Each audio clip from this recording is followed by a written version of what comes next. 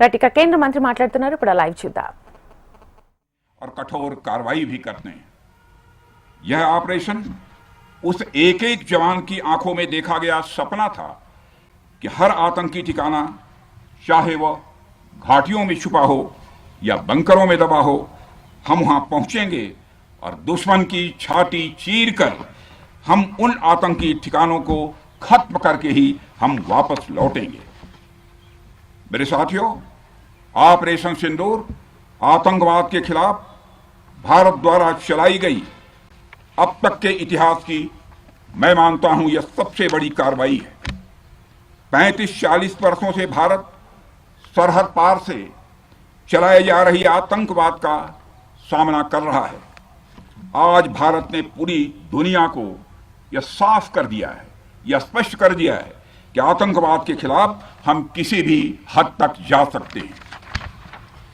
साथियों, आतंकवादियों ने पहलगाम में आतंकवादी घटना को अंजाम देकर भारत के मस्तक पर चोट पहुंचाने की कोशिश की है। भारत की सामाजिक एकता को तोड़ने का भी प्रयास किया गया है।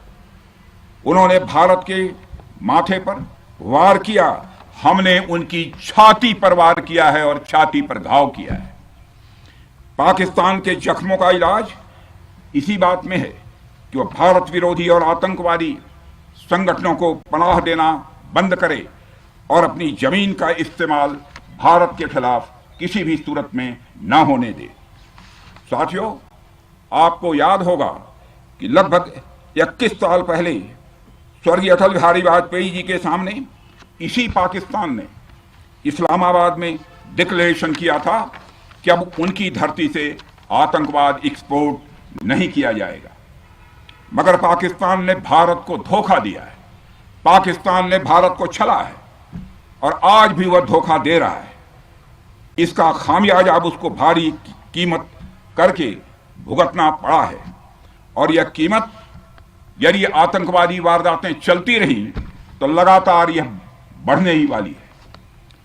हमारे प्रधानमंत्री श्री नरेंद्र मोदी जी ने दो टूक शब्दों में आतंकवाद के खिलाफ भारत की नीति को रीडिफाइन कर दिया है, इसे परिभाषित कर दिया है, जो यह कहती है कि हिंदुस्तान की सरजमी पर किया गया कोई भी आतंकी हमला एक एक्ट ऑफ वार माना जाएगा।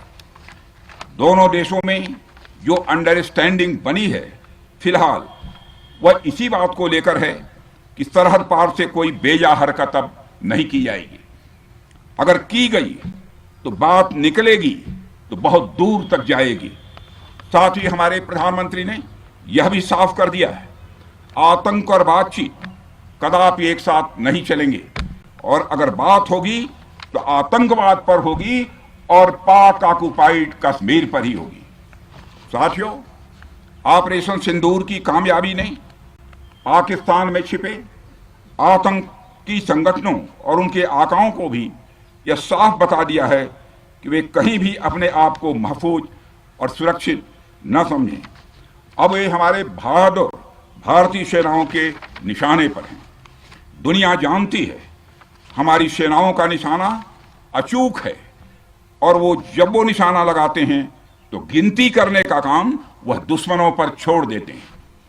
साथियों, आज आतंकवाद के खिलाफ भारत की प्रतिज्ञा कितनी कठोर है इसका पता इसी बात से चलता है कि हमने उनके न्यूक्लियर ब्लैकमेल की भी परवाह नहीं की है।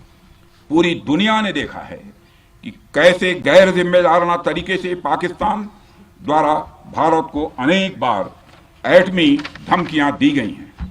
आज श्रीनगर की धरती से मैं पूरी दुनिया के सामने यह सवाल उठाना चाहता हूं कि क्या ऐसे गैर जिम्मेदार और रोग नेशन के हाथों में परमाणु हथियार सुरक्षित हैं?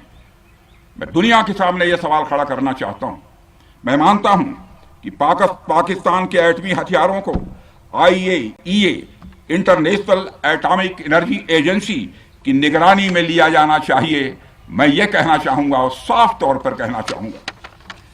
साथियों, हमारी सेनाओं हमारी सीमाओं पर अपनी मातृभूमि की रक्षा के लिए जिस तरह से आप सभी बिना रुके बिना थके दिन रात लगे रहते हैं वह अपने आप में अद्भुत है और अद्वितीय भी है। आपकी यही बातें हम सब भारतीयों के लिए मार्गदर्शक का कार्य करती